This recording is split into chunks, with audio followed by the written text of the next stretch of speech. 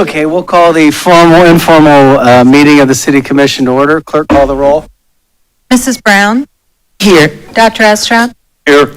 Mrs. Houston? Here. Mrs. Tackett? Here. Mr. Rue? Here. City Manager Brian Heck.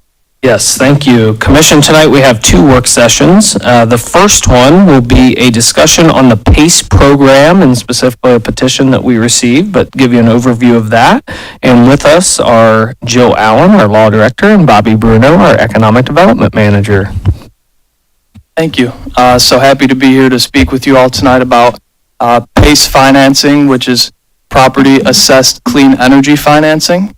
So we will get to the first slide here. And so this work session is predicated on a petition we received for a project. So this is the development of a new Casanos that'll be at 2018 East Main Street. So you might have seen that under construction currently. So before we bring the legislation forward, we thought we would talk to you a little bit about this form of financing, the mechanism that we'll use to put it through basically. It's a little bit different than the traditional way of doing PACE. And so with that, I'll just kind of start with a brief overview about what PACE, Property Assessed Clean Energy Financing, is. So this is a financial tool that ORC's allowed us to use since 2014, where special assessments are used to repay and secure upfront funding for improvements to real estate. Kind of the key thing is they have to either save energy or they have to generate energy. So this is kind of in opposition to paying your financing back on a traditional bank loan. So lending on PACE projects can come from public or private lenders. So it can be banks, it can be other finance institutions, and it could also be port authorities, for example. And so one of the benefits of PACE financing is that these are usually longer terms. They can be 20 or 30-year terms, which is advantageous to the developer, and typically require pretty little upfront investment. So for an example, with a commercial building going up or a commercial building being improved or redeveloped, so the first step in this process for the developer is that they'll work with someone to conduct an energy audit, which they'll go through the building and understand how energy efficient it is today. Little bit less necessary for a new build like the one that we'll see in a couple weeks, but they'll count lights, they'll see what kind of light fixtures they are, insulation, things of that nature, the HVAC system, etc. Once it's determined what can be financed, what improvements could be financed through this mechanism, they'll petition the PACE administrator. So historically, that was always an Energy Special Improvement District, an ESID. What we'll be bringing you is through the Ohio Air Quality Development Authority, OAQDA. Some alphabet soup here. So once the administrator approves this, it's financed through a PACE lender. That could be a number of different sources. And then the improvements are made and the financing is repaid through a special assessment on the property tax bill. So this is over and above the existing property taxes that will already be on the property. And so the new thing that occurred through Ohio House Bill 33 last year, it authorized the OAQDA to approve these deals the way an Energy Special Improvement District typically would have for the previous 9.5, 10 years. And the way they're doing that is by calling these PACE improvements and air quality facilities. So not a facility in the sense that it has to be a business, but a facility in that it's an HVAC unit or LED lighting or something of that sort. Another positive is that the OAQDA does have some different lending programs, so it can actually serve as the lender for these. And again, it removes that local requirement of establishing the Special Improvement District and kind of has a statewide capacity in that sense. Good evening, Commissioners. And as you can see with this process, we've put it up here as far as the flow chart goes. The property owner is going to apply for this application with OAQDA, and OAQDA will have to pass a bond resolution, and contemporaneous to that, at the same time, they're going to submit a petition to us. as the political subdivision. And then there's a series of pieces of legislation we'll provide to you, not this evening, but they'll be at the next meeting. And then also with that, we'll execute some agreements too. This is going to be our process. Once that petition is filed by the property owner, Commission has the option of denying that petition or approving it with a piece of legislation that's called the Resolution of Necessity. We'll approve the petition, and there will be an agreement executed with OAQDA at that time. After we execute that agreement, there will also be a resolution to proceed at the same time, and there'll be a resolution or an ordinance that's actually going to levy the special assessments and authorize the cooperative agreement. That cooperative agreement is with the developer, the owner, and OAQDA at that point in time. So these are the kind of ideas that may be a little bit outside the box, but are considered clean air upgrades. We've got HVAC, solar arrays, LED lighting, window replacement, window tinting, electric vehicle charging, energy efficient equipment, roofing, walls, and emissions reductions, and solid waste disposal. So sometimes these do not conceptually seem like these would be clean air, but these will affect the air quality, and this is what OAQDA actually considers to be eligible.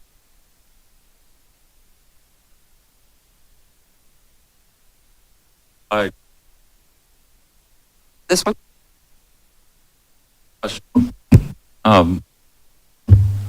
On what basis should the commission be considering whether a petition is denied or approved? What is our basis for making that decision?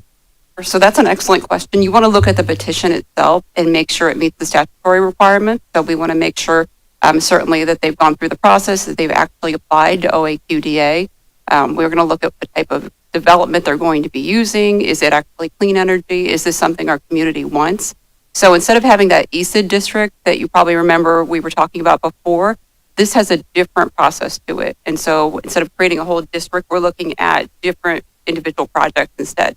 Individual projects as opposed to a whole district? Correct. I'm okay with that. I just wanted to know if it meets the statutory requirement, but we don't think it's a good idea to do in this particular case. That's within our authority as a commission. Right, that's within discretion because it has to be something our community wants. This is a contractual agreement with OAQDA too. Okay. So somebody who wants to develop something that we're not particularly enamored with, it's still our discretion in terms of making that judgment. Correct. Thank you.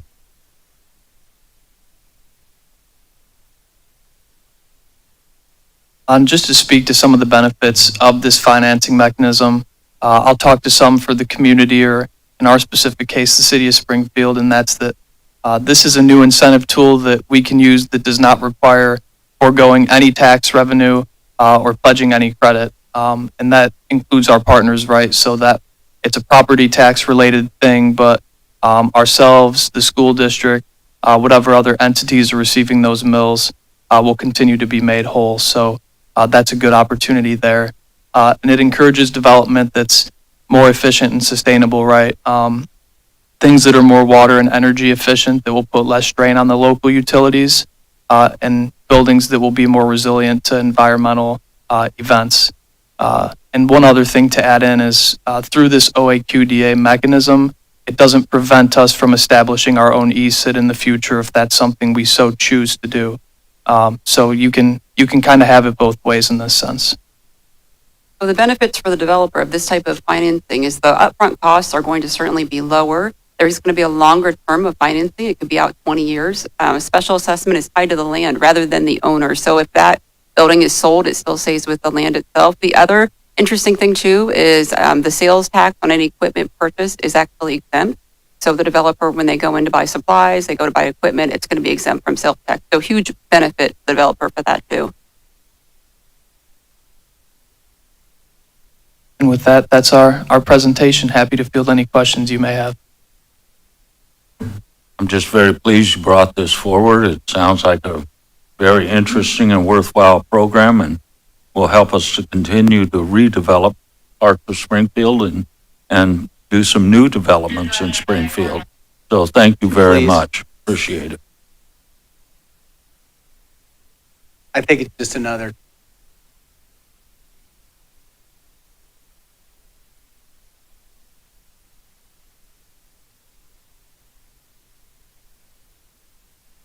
Thank you. We're very excited about it.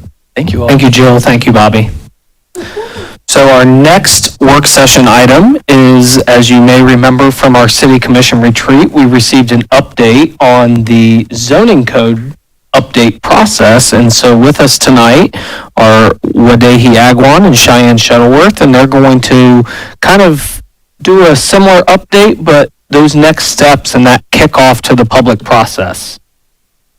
So with that, Wadehi. Just setting up my PowerPoint here.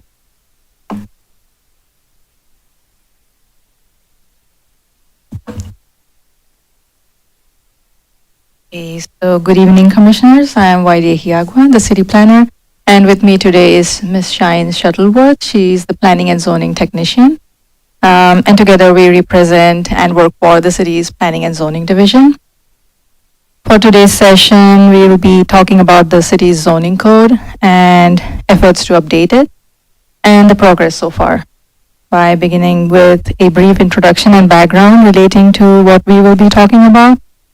By now, we all know the city of Springfield is a chartered city or a home rule city, and it has full power of self-governance. The city, by vote of its commission, takes actions in the interest of citizens' health, welfare, and safety that is not contrary to Ohio state laws, the Constitution, or any other federal laws. In our city's charter lie the duties, rules, and responsibilities of city administration, various code chapters, and tucked under the layers is the city's zoning code, which is part 11 of Springfield Codified Ordinances. And so what is a zoning code? So zoning code or zoning laws protect public health and welfare of citizens and align with city charter goals. And how does it do that? So the zoning code is made up of a text document and a map. The code is established and adopted to promote community character by organizing land into clearly defined districts based on their type and intensity of use. The current code was adopted more than 20 years ago in 2001. On the next slide, we'll see, as many of you have seen, the city's zoning map. And here it shows different districts such as residential and commercial, to name a few. And each of these districts have its own regulations in the form of zoning code text. The zoning code text lays out size and dimension details on how the site can be developed, while the map shows geographical areas within city where the regulations in the text are applicable. The zoning code is applicable to all parcels or all land that is within the city limits, and all landowners, tenants, developers, and business owners have to adhere to them. The city's zoning code has existed since the 1900s. And in the next slide, we will take a quick trip down the memory lane and see how the zoning code has shaped the downtown over the years. Here we see the merger of two hospitals, the hospital site being constructed, which was once residential in character, while the image is of 2009. The downtown medical campus zoning code text and map were adopted in 2006. This is a classic example of thoughts, ideas, vision, and efforts from different community stakeholders that had made its journey from paper plans and boardroom discussions to a geographical location with the help of city administration. On the next slide, we will see in 2011, the site was nearly completed, with Route 40 being curvy linear or curved around here. Crowell Collier, the industrial site, which is here, was beginning to be demolished. And this was the year when the NTPRD ice rink received its zoning special use permit to where it exists today. On the next slide, 2018 and 2020. These were the years where zoning codes applicable to areas near downtown were amended and many projects received their special zoning permits. The parking garage was built, the ice rink was built, the townhomes, the downtown townhomes were built or being constructed, and Mother Stewart's was open for business as well. Moving on to the next slide. with a significant amount of development occurring in the recent years. Since 2020, it has significantly increased the total number of zoning cases as well. Here we see that legislative actions in the form of City Planning Board have increased as they relate to rezoning and platting of land to make way for residential and commercial developments. Some of the recent examples include Kingsgate, Bridgewater, Prime Ohio 2, and so on. And we can also see that the application of current code is being challenged with rise in Board of Zoning Appeals cases. The Board of Zoning Appeals hears applications when owners, developers, or tenants are unable to comply with the current code, and they request that an exception be made for their requests. With so many cases coming forward, it makes sense to examine the current code and see where it falls short of meeting the community's changing needs. With that, we proceed to the next slide, which gives an insight into some of the benefits of amending and updating the entire zoning code.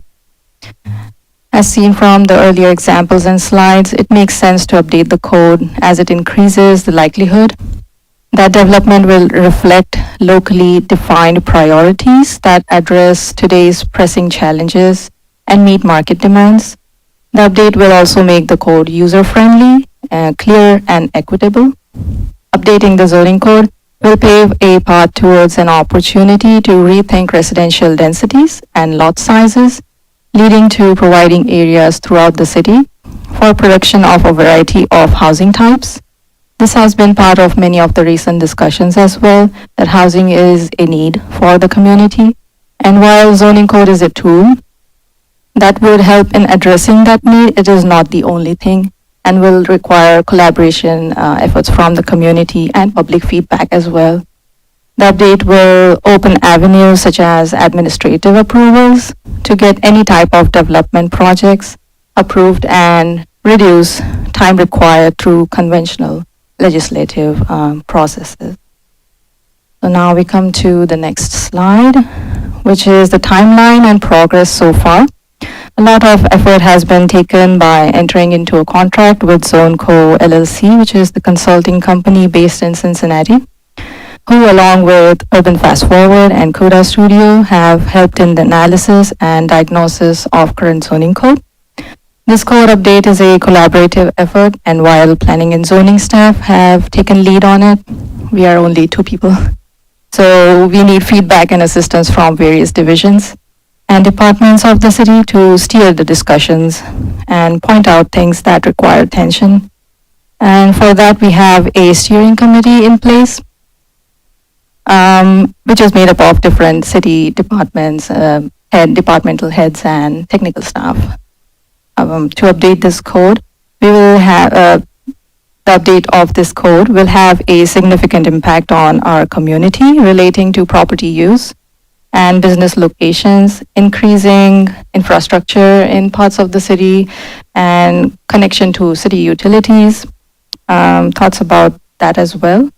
So we are planning to have community engagement workshop, public workshops, and as the stakes are high, we will be having stakeholder meetings where people representing various organizations, local businesses, neighborhood associations will be called upon to help advise and provide comments on the recommendations to change the zoning code.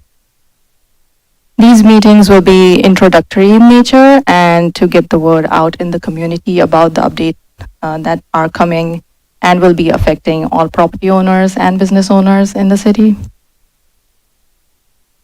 So with that, we move on to the next slide. Right now, we have 2 virtual stakeholder meetings planned for May, and while these would be online on May 1st and 2nd, we do have places booked for people to attend and be part of the discussion. Those will be here at City Hall in the forum and on the 2nd floor Gothard room. We also have a podcast prepared to discuss some of the frequently asked questions as they relate to the division, its processes, and provide details on how, where to. We also have public workshops planned in June, and more details will be given out as we finish up with the stakeholders meeting. And finally, some resources in from the slide, where to find the information on the division, its operations. We do have the city website, our divisional webpage, and we have also created a separate webpage dedicated to the city's zoning code update, which are shared on the screen along with our contact information. And with that, we conclude our presentation, and thank you for your patience. I know it was very too much information in 10 minutes.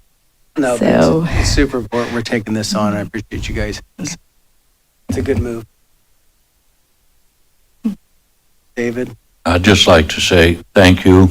We've needed to do this for some time. I didn't realize it had been 20 years since we'd really taken a look at the whole issue.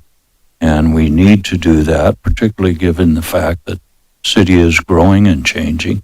Now makes perfectly good sense. And I'm delighted with the public input. I think we have learned and a hard lesson, but we're better together. And the more people we can get involved in the process on the front end, the less problems we have on the tail end of it. So pleased to see that there are ample opportunities for public community involvement. Thank you very much.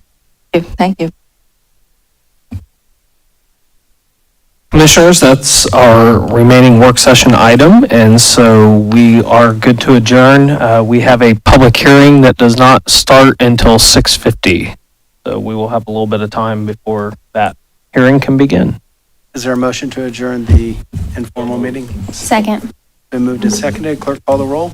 Mrs. Tackett? Yes. Mrs. Brown? Yes. Mrs. Houston? Yes. Dr. Estrand? Yes. Mr. Rue? Yes.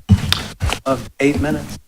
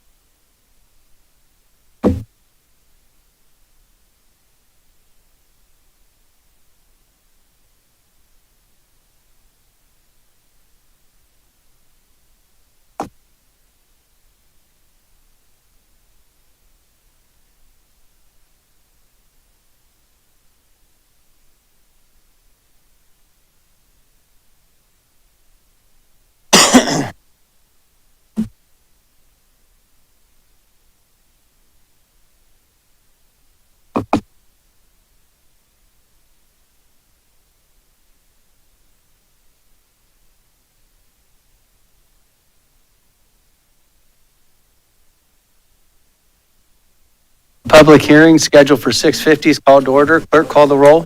Mrs. Brown? Here. Dr. Estrop? Here. Mrs. Houston? Here. Mrs. Tackett? Here. Mr. Rue? Here. Has proper legal notice been given in this hearing?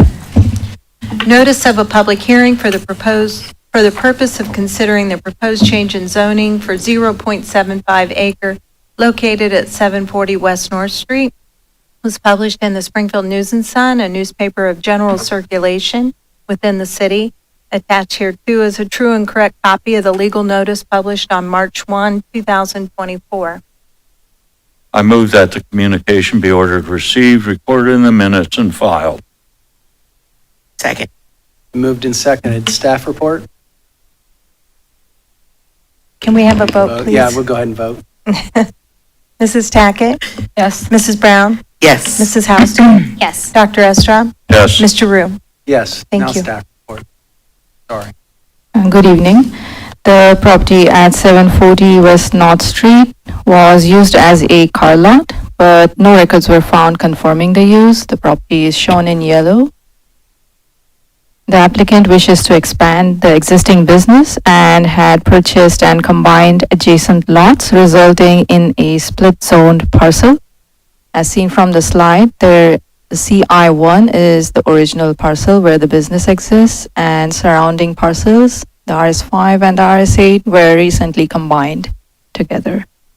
The CI1 zoning district proposed by the applicant for the entire parcel lists automobile-oriented uses as permitted uses. The Clark County Comprehensive Plan shows future character area as mixed-use low intensity and allows for commercial, mixed, and office uses. As the future use for parcel is proposed to be commercial in nature, it aligns with the comprehensive plan. West North Street is classified as a state road and also a 100-foot wide primary arterial public right-of-way, while North Schaefer Street is classified as a local road by the Clark County Thoroughfare Plan. The parcel has a small portion of an alleyway to the east that was vacated in 1985. It will be the owner's or developer's responsibility to locate any utility easements prior to construction of fences or sheds. Any new structures proposed, major alterations to existing structure, or any part of structure intended to be occupied for any use will have to be reviewed for compliance with zoning yard area and height requirements as well as building regulations. Return reports from city staff state no objections and recommend approval of applicant's request to rezone subject parcel from RS5 and RS8 to a CI1 intensive commercial district. The applicant's request was recommended approval by the city planning board, and there were no objections or concerns from neighbors at the planning board meeting. There were no objections or concerns from neighbors after the meeting till date. Thank you. Any comments from commissioners? Dr. Estrop? Were there any objections at any point in the process in terms of this change? None so far. Thank you. Comments from the audience? Okay. Is there a motion to adjourn the hearing? So moved. Second. It's been moved and seconded. Clerk, call the roll. Mrs. Houston? Yes. Mrs. Brown? Yes. Mrs. Tackett? Yes. Dr. Estrop? Yes. Mr. Rue? Yes. We'll begin the formal meeting in 6 minutes.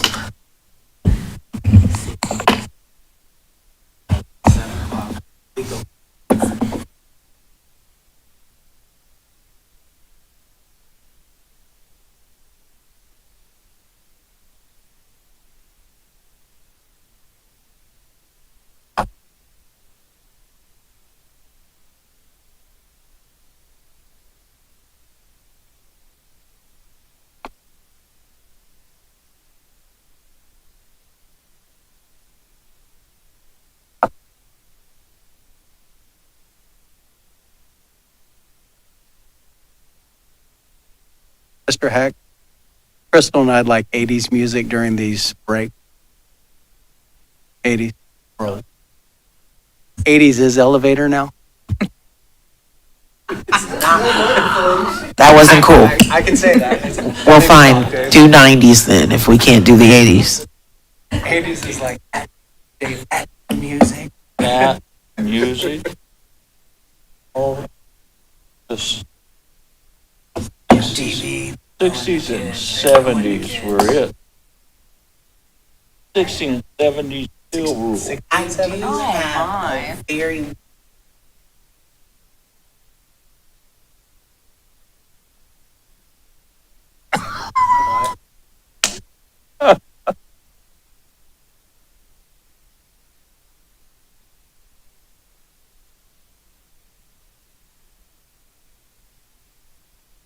Oh, you.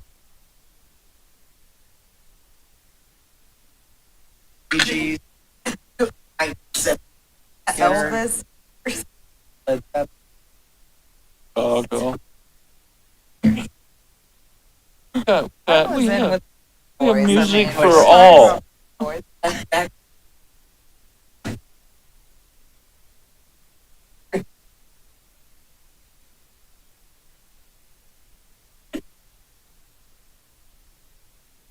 Taylor Swift.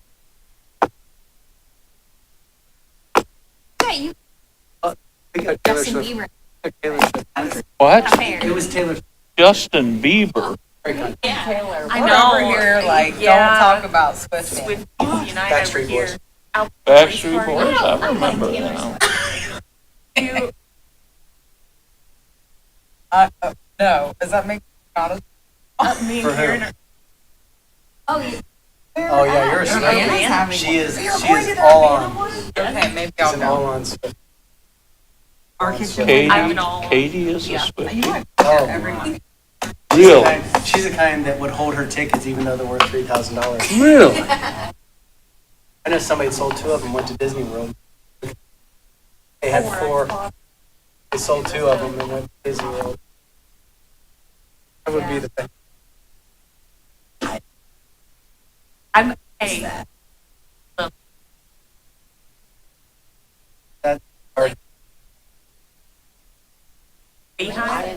Texas Hold'em.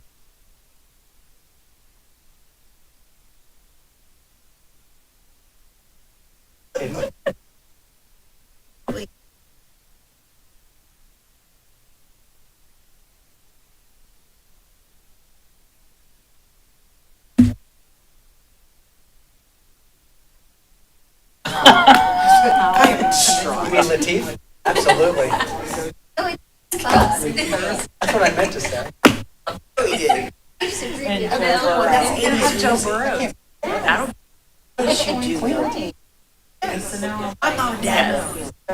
I used the line in the. Yeah. that was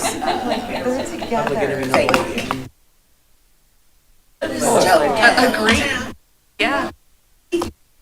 Wait, let's talk Rolling Stone. Hey, I saw the senior center is actually promoting their tour in Cleveland, and I have to send this link. I saw it on Facebook. This will be a I nice can't beginning. believe No, this will be a great beginning of the. you don't know the Rolling Stones? Well, yeah.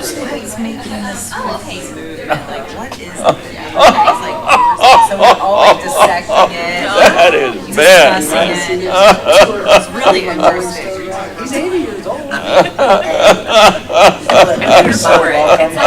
I sent this to my friend Cassie. Oh, man, that's hilarious. As the Oh. as the name doesn't flow well, You know, it's like you go on excursions on vacation, they tell you about Like the rapids, like those class 5. It's a class 5 event. I'm probably gonna wait like I feel like that. She pointed it out. That's the first thing. that's Of course. It's like class 5 rapids. Funny thing, I used to when I was on I got her socks. and she turned around and was like, that's my shop. Yes, it was like happy. Yes, I do know Wu-Tang. Yes. That was one of our wedding presents. And we realized how old we were when we got there. It was disgusting.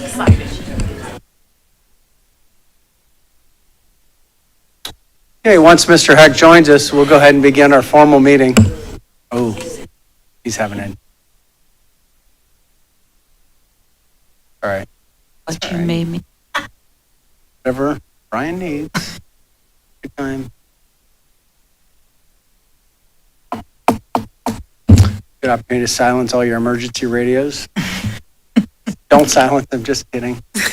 Okay, we're a little goofy tonight. I think the warm weather has lightened us up a little bit, and the really cool eclipse yesterday. Yes. Yeah, So we have to be cool. on the record to say that was super cool. That was Super great. cool. Super cool. Underrated. That's amazing. Yeah, it was amazing. Okay, the formal commission meeting is called to order. Clerk, call the roll. Mrs. Brown? Here. Dr. Estrom? Here. Mrs. Houston? Here. Mrs. Tackett? Here. Mr. Rue? Here. Let's rise for the invocation and the pledge.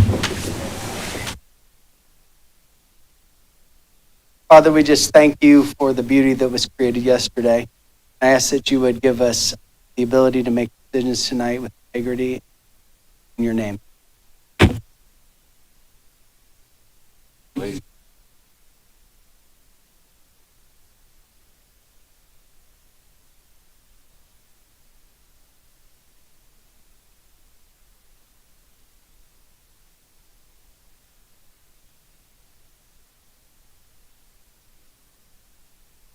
Your motion to approve minutes? So moved. Second. Been moved and seconded. Clerk, call the roll. Mrs. Houston? Yes. Mrs. Tackett? Yes. Mrs. Brown? Yes. Dr. Estrom? Yes. Mr. Rue? Yes. Okay, would you proceed with first readings by title only? Amending the zoning map of Springfield, Ohio by rezoning 0.75 acre at 740 West North Street, Springfield, Ohio, from RS5 Low Density Single Family Residence District and RS8 Medium Density Single Family Residence District to CI1 Intensive Commercial District. Confirming and approving the execution of a grant agreement for an Ohio Tech Cred grant through the Ohio Department of Development in an amount up to $30,000 and authorizing the city manager, director of finance, and law director to perform all acts and execute all documents they consider necessary to fulfill the city's obligations under said grant agreement and to comply with all relevant local, state, and federal legal requirements. Levying special assessments for the improvement of streets by construction of sidewalks, curbs, and gutters in the 2023 Sidewalk Curb and Gutter Program, authorizing a contribution to Springfield Promise Neighborhood in the amount of $1,000 to support the South Side and Bloom Garden Tour 2004. City Manager Brian, is there anything you'd like to explain in the first readings? Yes, I'll just call attention to two items. The first, 100-24, really just want to give kudos to Lindsay McKenna in our Human Resources Department. She went out and found a grant from the Ohio Department of Development, the Tech Credit Grant. And what this allows us to do is one of the things we want to do for our employees is offer training opportunities to hone and improve skills, maybe teach a new skill. And so she was able to go out and receive this grant for the city of Springfield to use for $30,000 and will help provide training. Specifically, the first training we're looking at providing is on Microsoft Excel. So again, just shout out to Lindsay McKenna and her work on leveraging those dollars back into our organization. And then 101-24, just, our continued support of this great program from Springfield Promise Neighborhood. I know we heard Kaylee speak a couple meetings ago, and it's just great to see the programming that they offer for this community. Thank you. I want to announce that relative to item 101-24, I will be abstaining because I have a direct conflict of interest. Our daughter does some work, graphic work for the Southside and Bloom Garden Tour. So I will abstain because of that conflict. Clerk, proceed with second. Declaring the improvement to certain parcels within the city's downtown area to be a public purpose and exempt from real property taxation, requiring the owners of those parcels to make service payments in lieu of taxes, establishing a municipal public improvement tax increment equivalent fund for the deposit of those service payments, and specifying the public infrastructure improvements that directly benefit the exempt parcel. So moved. Second. Been moved and seconded. Are there comments from commissioners? Crystal? I would love for you to explain that a little bit further, like how those, what would those service payments look like and why is it in lieu of taxes? Yes, so Commissioners, so this is a downtown TIF or tax increment financing. It is proposed at a 30-year, 100% non-school revenue TIF. So as you know, the majority, 65% and above of your property taxes go towards the school district. The school district monies continue, they will go to the school district. Increased valuation, current valuation, everything will remain going to the school district. Non-school revenue, as an example, the city of Springfield collects 4.16 mills of property tax. Any of that increased valuation, whether it be an improvement to a property within this downtown area, or if it's the auditor, the auditor does the triennial valuation where they will increase or lower property tax valuations. If there's an increase in valuation of property taxes, that would also be captured in the TIF of those non-school revenues. So those 4.16 mills, we would not collect any additional of that increased valuation. And the idea of that is it goes into that TIF fund, so they are still paying property taxes. The article today was a little misleading, the headline. I know Ben adjusted that headline, so I appreciate that from him. It does not exempt properties in the downtown from paying property taxes. They will still pay property taxes. What it does is it diverts a portion of those property taxes into a TIF fund, and then that TIF fund can be used for public improvements. So an example I think they used in the paper was the National Road Mall Commons, a park, a green space that is seen as a public improvement for a downtown. And so we could expand or extend the park. If you remember, original iterations of the park had it extend all the way up to the Heritage Center. It could be for road improvements, traffic signal upgrades. I know not everybody, but one-way, two-way conversion would be an eligible project. Streetscape, those types of public improvements in the downtown, and that TIF fund could help support that. Over the 30-year period, without any additional investment, it's estimated about $8 million would be generated through that TIF over that 30-year period. And that's if there's no valuation, just the standard 3-year changes in the valuation, no investment. I think there are two critical things that we need to think about. One, as Mr. Heck mentioned, this is non-school. So even though the bulk of the property taxes that we all pay go to the schools, this will not affect the school, period. End of conversation about the school. Secondly, whatever we can do, in my estimation, to make downtown more attractive needs to be done. I look out the windows here in Forum. Empty building. Empty building. Empty building. Empty building. Empty building. We need to do something to make downtown more attractive instead of having several empty buildings and apparently some landlords that just don't give a damn because they're unwilling to either sell or improve their properties. So we need to provide some enticements for others to be more aggressive in pursuing the purchase of these buildings so they can be put back into use and make downtown more attractive. I am personally absolutely convinced that downtown is the heart of any city. And if the downtown isn't healthy, the city isn't healthy. I want to make downtown Springfield healthier.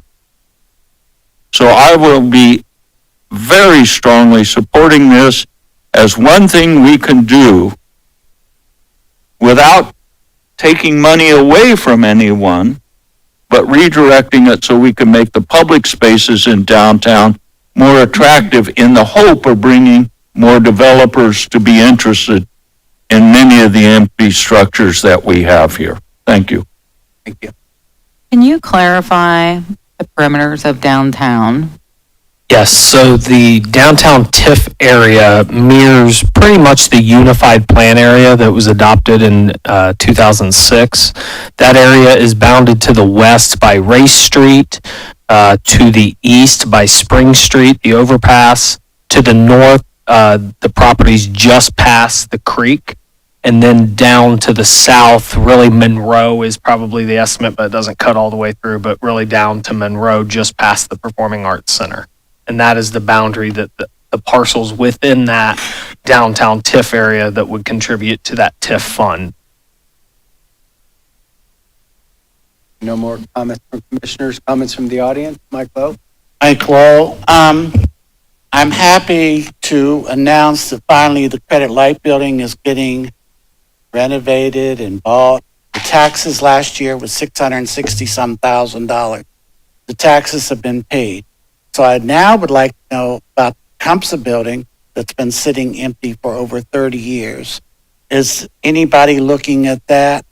And I want to know if there is delinquent taxes on properties. I just want to make sure it goes on the record. If delinquent taxes on these properties, are they going to be paid or are they going to be forgiven?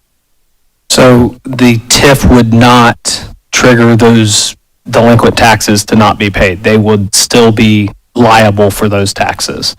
As far as the Tecumseh building is concerned, that's owned by the Turner Foundation, a local group. I know they've had some developers interested and have looked at the building. I don't know that they've actually had anybody move forward with a development plan or project yet. Somebody from New York?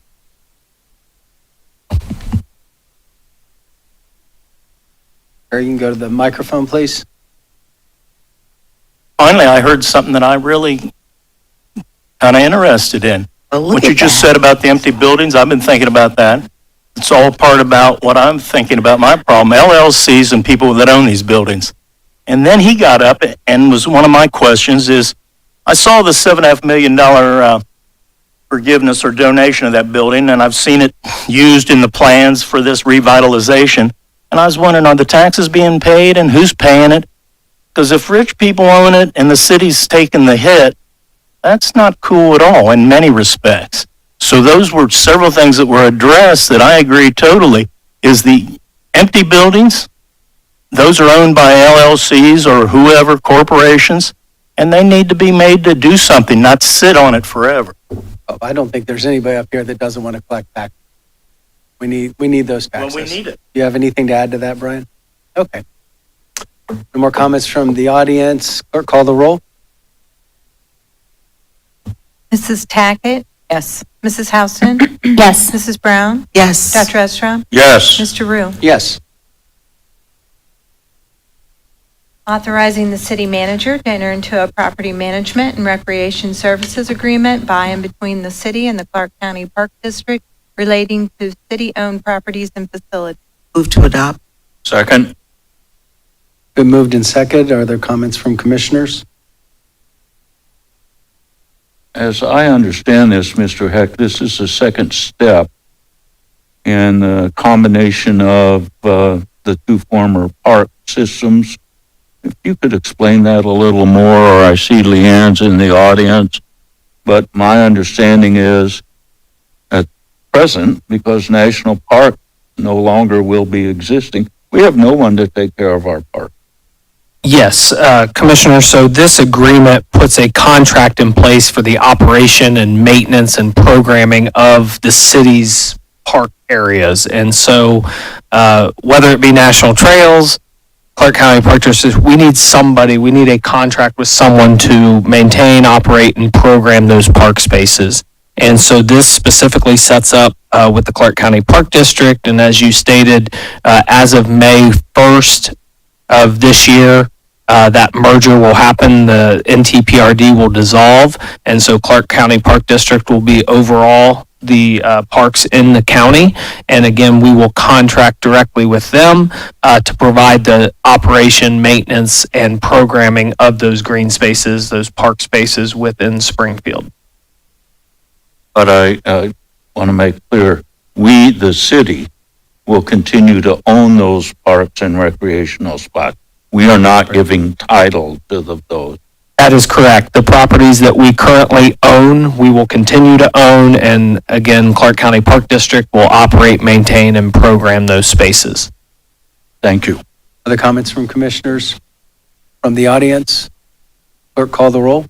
Dr. Estra? Yes? Mrs. Houston? Yes. Mrs. Brown? Yes. Mrs. Tackett? Yes. Mr. Rue? Yes. Authorizing the city manager to enter into a contract with ET's Lawn Maintenance and Landscaping LLC for weed cutting and lot clearing services as needed for the city for an amount not to exceed $50,000. Move to adopt. Second? Been moved and seconded. Are there comments from commissioners from the audience? Clerk, call the roll. Mrs. Houston? Yes. Mrs. Tackett? Yes. Mrs. Brown? Yes. Dr. Estra? Yes? Mr. Rue? Yes. Authorizing the city manager to enter into a contract with Mike Lawn and More LLC for weed cutting and lot clearing services as needed by the city for an amount not to exceed $50,000. Move to adopt. Second. Been moved and seconded. Are there comments from commissioners from the audience? Clerk, call the roll. Dr. Estra? Yes? Mrs. Tackett? Yes. Mrs. Houston? Yes. Mrs. Brown? Yes. Mr. Rue? Yes. Authorizing the city manager to enter into a contract with Pressure and Power Wash of Ohio LLC for weed cutting and lot clearing services as needed by the city for an amount not to exceed $50,000. Move So to- moved. Second. Been moved and seconded. Other comments from commissioners from the audience? Clerk, call the roll. Mrs. Tackett? Yes. Dr. Estra? Yes? Mrs. Houston? Yes. Mrs. Brown? Yes. Mr. Rue? Yes. Authorizing the city manager to enter into a contract with John Rosendorf, doing business as Rosie's Home and Lawn Care LLC for weed cutting and lot clearing services as needed by the city for an amount not to exceed $50,000. Move So to- moved. Second. Been moved and seconded. Other comments from commissioners from the audience? Clerk, call the roll. Dr. Estra? Yes? Mrs. Tackett? Yes. Mrs. Houston? Yes. Mrs. Brown? Yes. Mr. Rue? Yes. Authorizing the city manager to enter into a contract with Senate Industries LLC, doing business as Cut to Perfection Lawn and Snow Services for weed cutting and lot clearing services as needed by the city for an amount not to exceed $50,000. Move to adopt. Second. Been moved and seconded. Other comments from commissioners? I'm going to go ahead. We got one more to vote on like these, but Brian, just go ahead and explain why we have so many contracts for $50,000. Yes, Commissioner, so this is for our weed and lot clearing program through our code enforcement. So when there is a violation, a code violation where grass or weeds have exceeded 10 inches in height or more, the property owners set notice. They have a period of time to fix the issue. If they don't, then we have to send it to a contractor. This sets up multiple contractors available for us to use. We typically, on average, spend about $90,000 a year. So you see these contracts far exceed the 90,000, but we set up these purchase orders because every year usually one performs a little bit better than the other and can get to the lots quicker and faster. So this gives us some flexibility on who we can assign. So we make sure that we're staying up. You know, we're coming into that season where you're cutting your grass or should be cutting your grass at least once every week. And so it starts accumulating. Thank you. Comments from the audience? Clerk, call the roll. Mrs. Brown? Yes. Dr. Estra? Yes? Mrs. Houston? Yes. Mrs. Tackett? Yes. Mr. Rue? Yes. Authorizing the city manager to enter into a contract with Four Corner Property Management LLC for weed cutting and lot clearing services as needed by the city for an amount not to exceed $50,000. So moved. Second. Been moved and seconded. Other comments from commissioners? Yeah, how many properties are we talking about? Steve, what would be on average the number of code enforcement violation properties on weed cutting in a given year?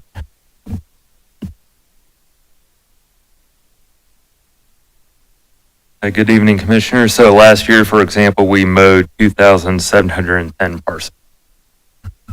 It's a bunch. Comments from the audience? Clerk, call the roll. Mrs. Tackett? Yes. Mrs. Houston? Yes. Dr. Estrad? Yes. Mrs. Brown? Yes. Mr. Rue? Yes.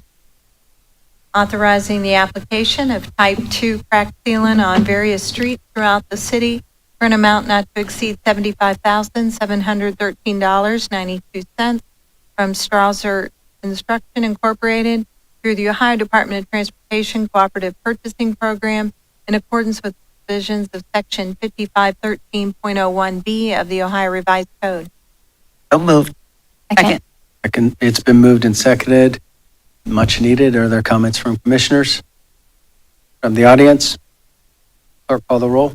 Mrs. Houston? Yes. Mrs. Tackett? Yes. Dr. Estrad? Yes. Mrs. Brown? Yes. Mr. Rue? Yes.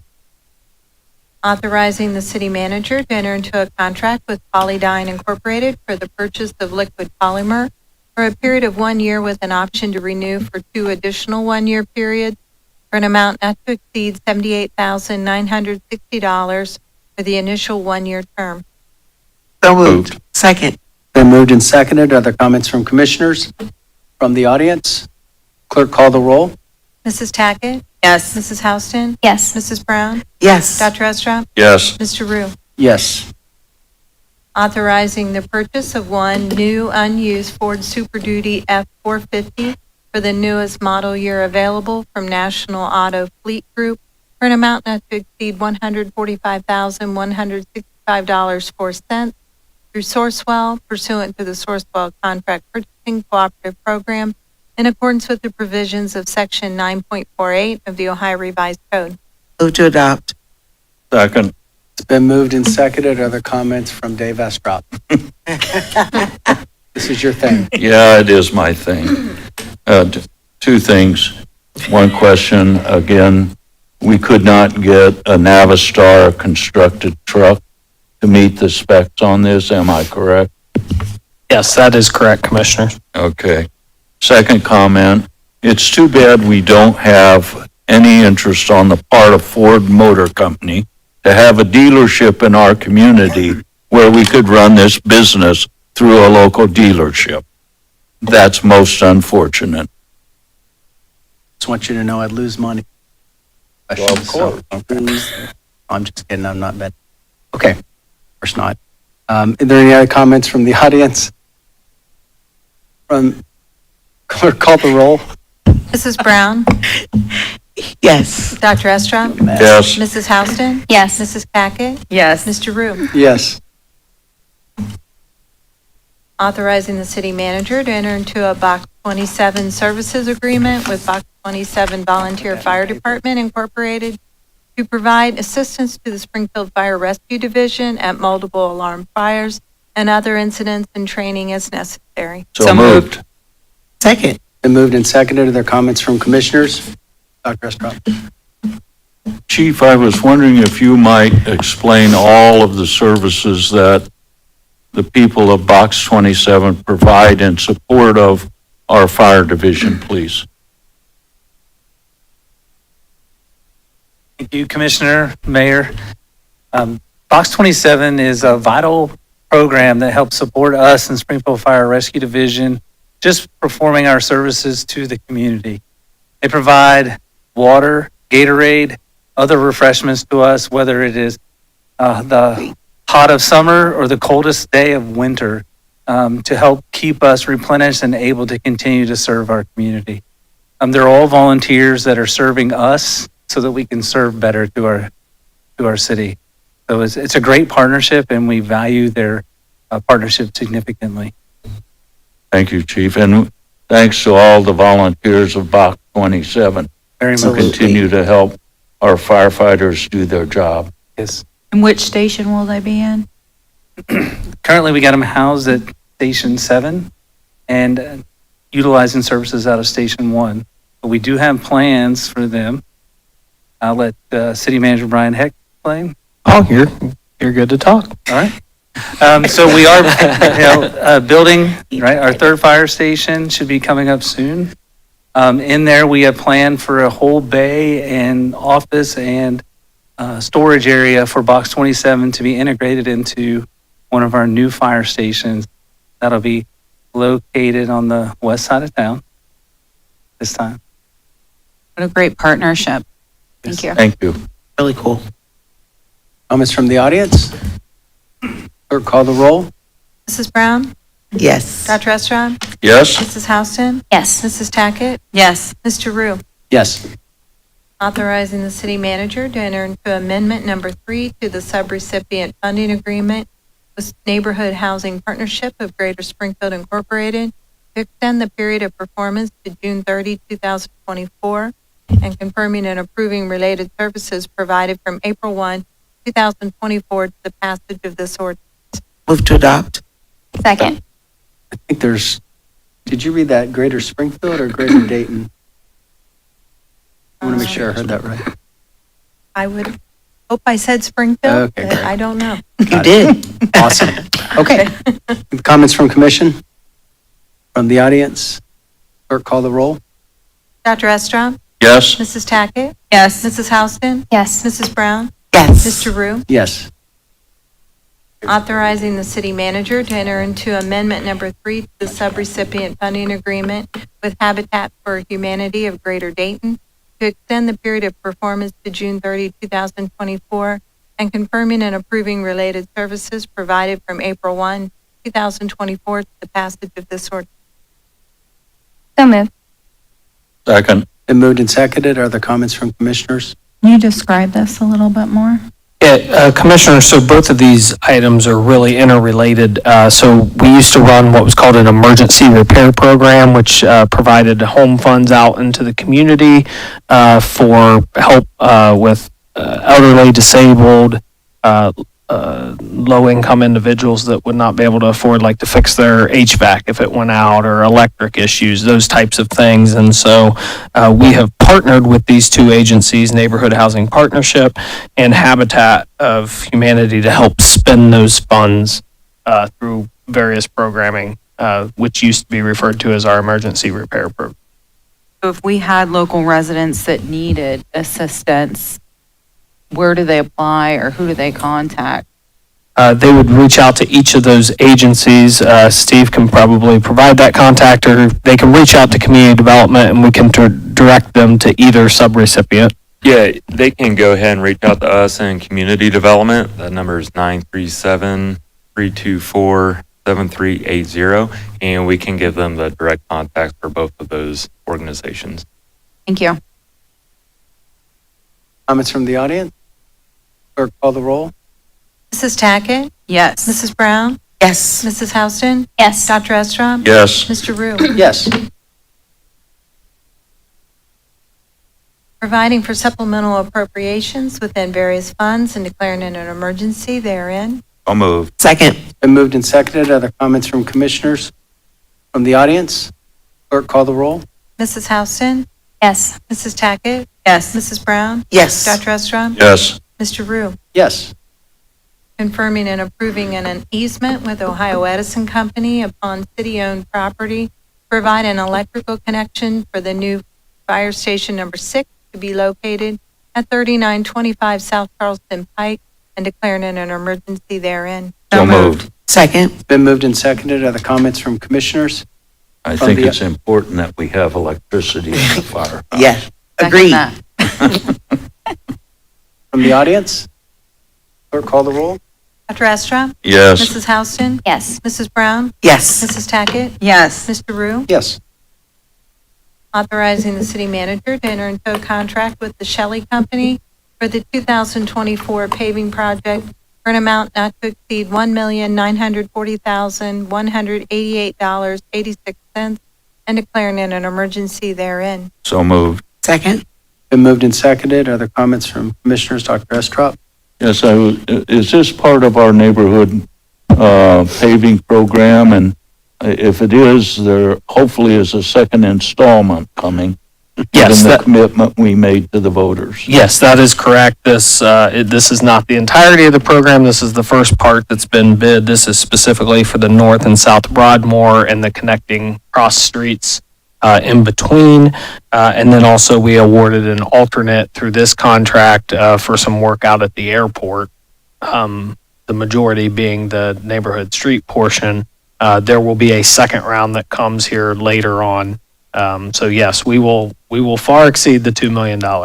I just think it's important that we continue to remind everyone, including our colleagues who are new to the commission. This commission made a commitment to spend a minimum of $2 million a year when the voters approved a levy in support of a paving program in our residential neighborhoods. Our streets still need a lot of work, but we're making progress. And we need to continue to honor the commitment we made to the voters. Thank you.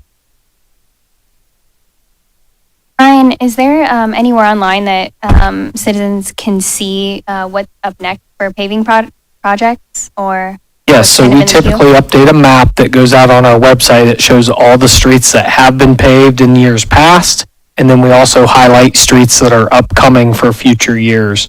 Because we do have to plan pretty far ahead, because again, we're trying to either work directly with Columbia Gas, because we want them to stay ahead of us, water and sewer utilities, those types of things. So it takes about 3 to 4 years to plan before a street's paved, because we want to protect our investment and we want to fix the underground utilities, et cetera, first, before we do the actual paving. So yes, we do try to plan out those years. Thank you. Someone could see on that list, like when a particular street was paved last, right? Are the dates listed there? That is not, it doesn't go that far back. Okay. No, this goes back to when we first started the Neighborhood Streets program again in 2018. So yes, they would be able to see back to 2018. Right, that's all I wanted to know. Yes. So they can see, okay, 2018, this street was done, and so on and so forth. All right, cool. Correct. Thanks. Yes. Comments from the audience? Gary? I think that most citizens would think what I was just thinking. How many streets and where did you say on the site we can see that? It's on our city website. Is there a specific sub? I don't know what the If you type in street paving on our website, start there, but I you're mean, that's welcome to. cool, and I will look it up. Yeah. But for the average citizen, we're so far behind and Right. the streets are so screwed up, because I can tell you almost out of memory what streets have been recently paved. Yeah. Because my truck is bouncing down every street I go, and I go everywhere looking at everything. No, we don't deny that, so. Because I'm always thinking, don't anybody in here drive anywhere except up Fountain and Limestone to get here? Because I go all the little neighborhoods, and it's terrible. It's deplorable beyond that. Dr. Estrop just reminded me of something. If I don't say it right, correct me, but several years ago, the state reduced funding that was coming into municipalities. This directly affected the amount of roads we could pave, particularly neighborhood road system. In 2018, Dr. Estrop and I were a part of this vote that we committed to, when the levy passed, like he said, that we would commit to $2 million a year is what we could do within the budget.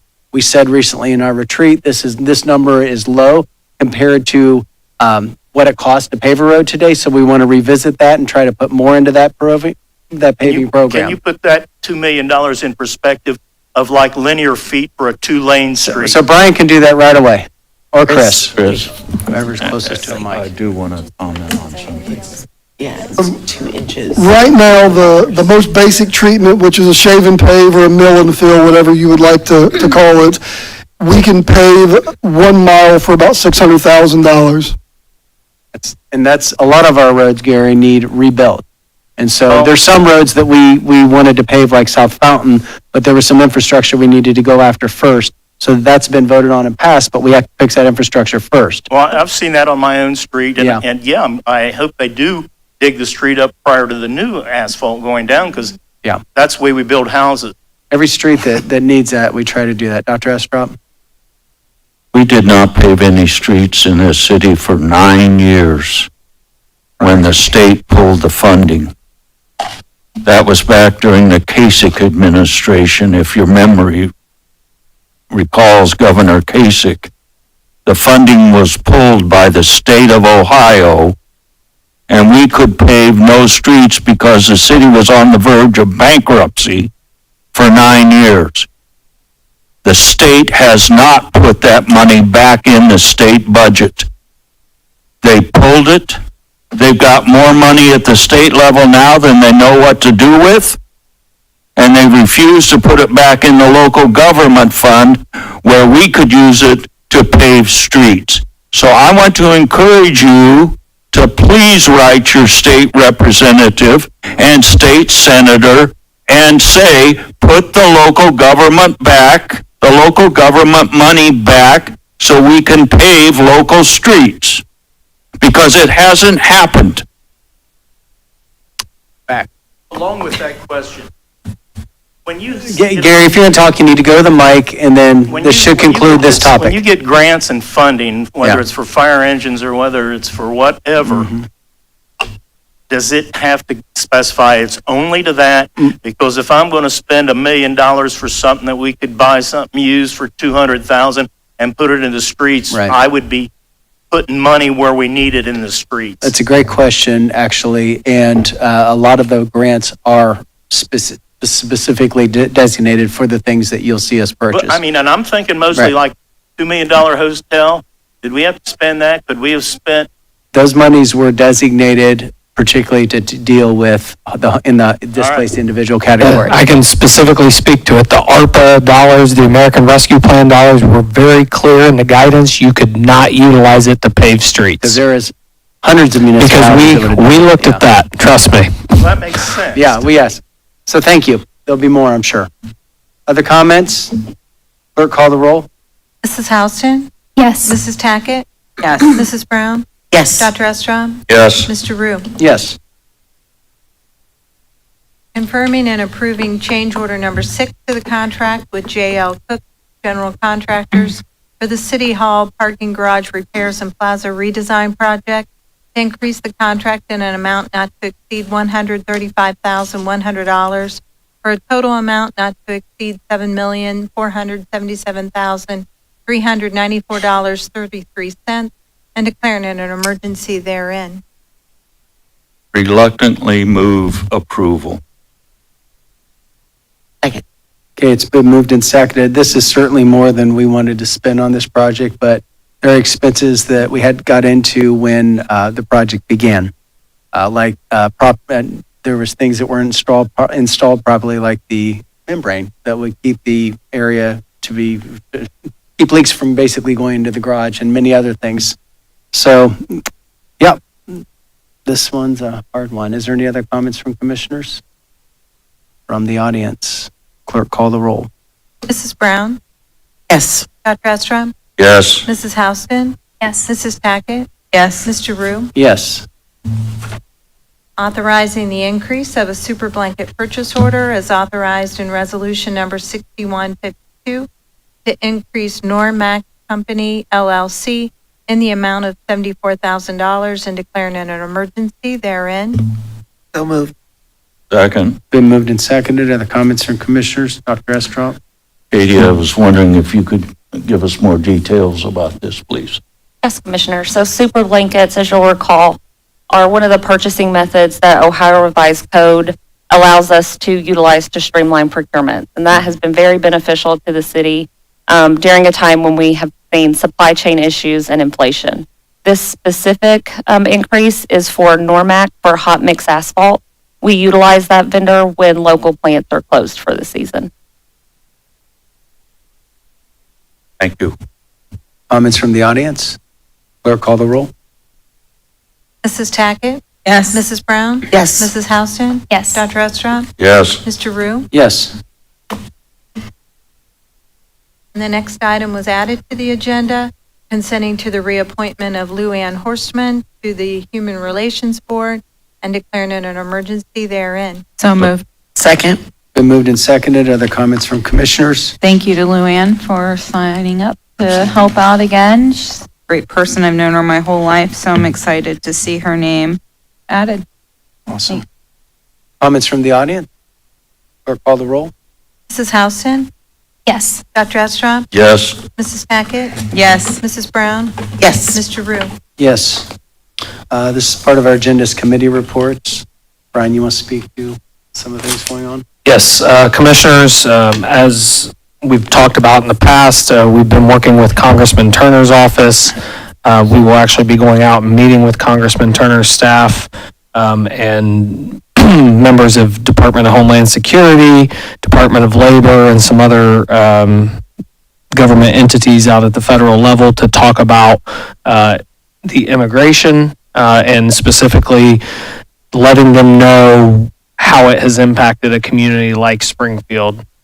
We see, the headlines about larger cities, Chicago, New York, Texas, those types of things are in the headlines, but really helping the federal government understand the impact it has on a community like Springfield, where the substantial increase creates a large demand on public safety services, schools, healthcare, et cetera. And so really painting that picture of how it's impacting Springfield directly. So it's not just the big cities across the country. It's affecting, and probably to a larger degree per capita, a city like Springfield. And so we are doing that as part of our continued work of the Immigration Accountability Response Team. And so that is probably the biggest piece that's coming up, and look forward to having those meetings and again, telling our story. Absolutely. The committee reports? Okay, comments from commissioners? A few. Go ahead, Commissioner Tackett. I want to give a shout out to Chris Schutte with the CVB on his team executing our Eclipse Day yesterday in downtown Springfield. It was good to see all the buzz around such a great event, and he does such a good job for the city and putting together the big events. I had a few people asking me about where to upcycle or recycle their glasses, and I've been told that Texas Roadhouse out on Bechtel and United Senior Services are both accepting glasses. And then the Emergency Management Agency, Michelle sent me over an address I'm going to share with folks if you want to mail these out. It's Eclipse Glasses USA LLC, P.O. Box 50571, and it's Provo, Provo, Utah 84605. And then just a few other things I want to mention. We do have Community Cleanup Day coming April 13th. So I'll read this off to you. The City of Springfield's third annual Community Cleanup Day will be held 9 a.m. to 1 p.m. on April 13th at Jefferson Street and Sunset Avenue. This event will allow residents to dispose of all unwanted household items such as trash, furniture, tires, and mattresses. No chemicals, medical waste, pharmaceuticals, business, or non-residential waste. You must show proof of your residency. So again, that is on April 13th from 9 to 1. And then I want to mention, Earth Day is this month, and it happens to be somebody's birthday. Jill, our clerk, her birthday is on Earth Day this year. And we have Bike to Work coming up. So Karen, can you talk a little bit about that event? Since April's so special, we're so green here. So Bike to Work Day is actually in May. It's going to be on May the 17th, and that is from 7 to 8:30. Okay. And the cool thing this year, it's going to be returned to the revitalized City Hall Plaza. So really cool event for the community, free food, free entertainment, and it's just a fun time. And if you register beforehand, the first 100 people that register will get a free Bike to Work Day t-shirt. So you can register up till April the 26th or when we hit 100 people. And you'll find that registration link either in the newsletter that went out. And if you're not getting our newsletter, you need to sign up for that at our city website, which is springfieldohio.gov. Or you can go to the website and we'll put a link out there for it. But it's a really good time. The event, it's national. It's to promote biking to work. But it's just going to be really fun this year to have it back on the plaza. How often do you send out the newsletter to the community? We send out the newsletter monthly now. Monthly, okay. And it will repeat in the upcoming, so you still have time to register to receive it in your inbox. Or you can just go to the website and find the link. And who up here is biking to work that day?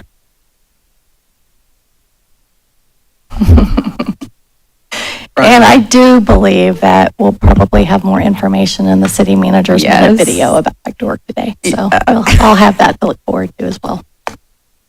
Exciting. Wondering if Miss Daniels would be able to share some bikes with us so that we can bike to work. Oh, yeah. Okay. Yes.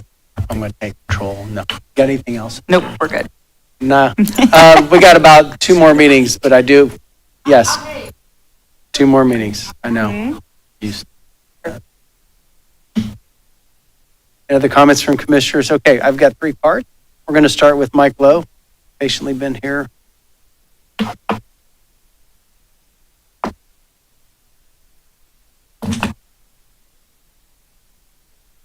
Mike Lowe, I got several topics. I didn't get to attend 2 weeks ago to the meeting and about 24-91. You had a list of properties that are going to be tore down in the city. And I gave our clerk a list tonight of 14 locations that have been boarded up, red X's on them for years. And I also gave a list back in September, and I would like for them to be added to that list of properties that are going to be tore down. I think it was in November, I asked about Larch Street and North Belmont Avenue, that property that has been sitting there with all that stuff for years. And I guess the legal department was going to send a letter and do something to get that cleaned up. And I also would like to know, when is the $300 going to be mailed out to the neighborhoods? Because neighborhoods need that money, because if there's not enough money in the checking account, then the banks charge them a fee. And that $300 basically is for our neighborhood is to clean up and cut the grass in the area so that the city doesn't have to cut it or the railroad track has to cut it. I would just like to know when that stuff is happening. Brian, do you have some answers? Yeah, for the neighborhood street, or the neighborhood association money, I would talk with Steve Thompson, Community Development Director. He can give you an update on that and getting that out. That program's run, I know, through his office and Aaron Clark specifically, so he can get you that information. As far as the houses are concerned, that specific list was as we worked with the land bank, the county land bank, to put together a list that applied for state funding. I can tell you, we actually had a meeting today with the land bank to discuss potential opportunities for adding more properties for demolition on the list. And so I know we can add those to that next round of applications. So we'll look at those properties. This year? I don't know when the next funding round is, if it's this year or it'll probably be in early 2025. I think the grant application this year was April 1 of 24, so the next one will fall about April 1 of 25. So we'll look at that. And if there's ones that qualify under our own demolition program, we still have local dollars that we put into the demolition program. We'll see if those properties need to be moved up that list. Thank you. Diane Daniels?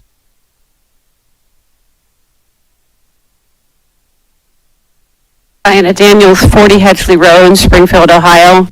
Now, I think what I need to explain to you is that when I stand before you, I don't stand alone. I represent a great number of people who are doing research on financials, who are doing research on properties, who are doing interviews with people who are employed here in Springfield, and I am representing the people who bring me their stories. I have a story to share with you that you can share with Mighty Mike, okay?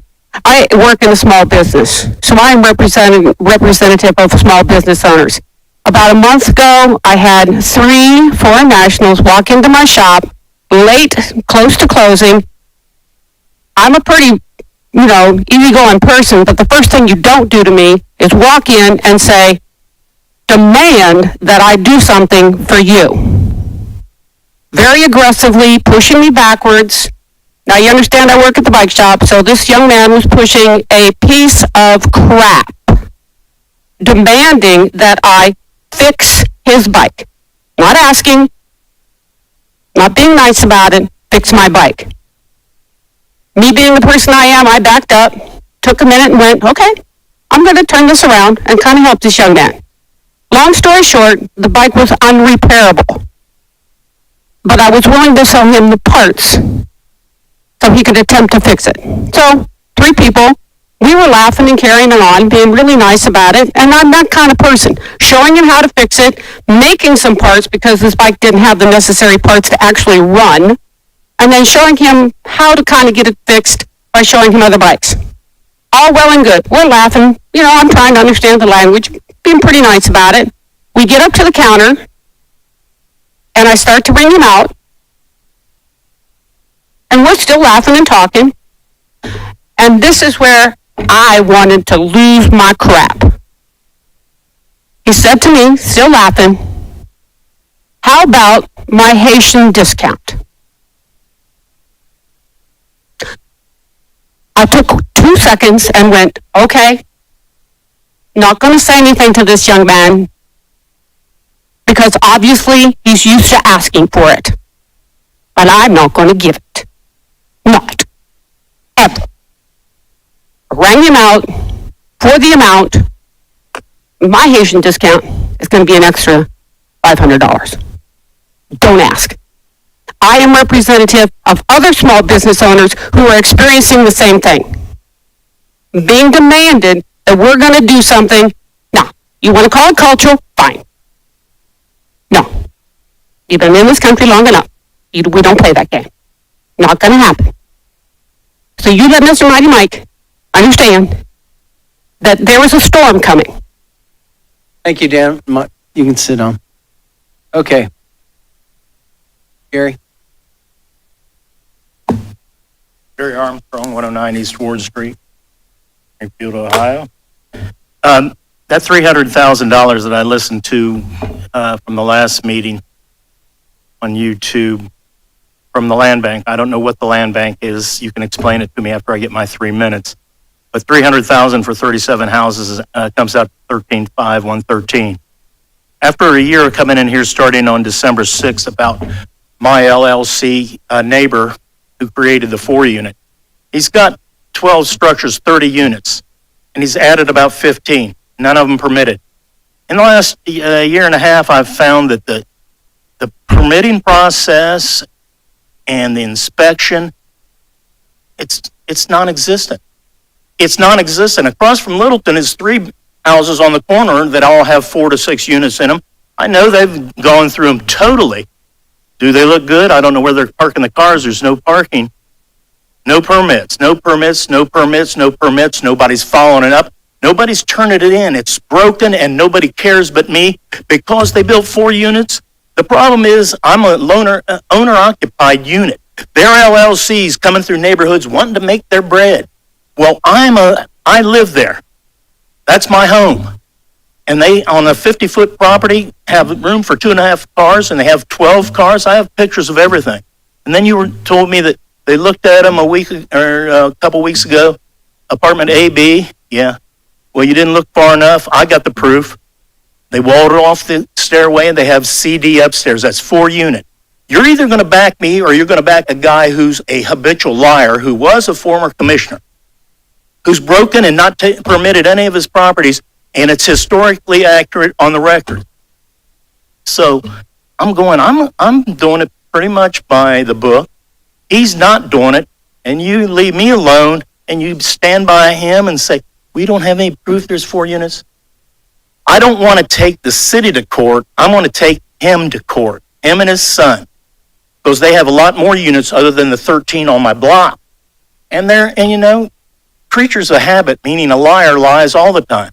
I know they aren't truthful on their taxes for the city, for the permits, all the money that's going down that he as a ex-official should have been abiding by.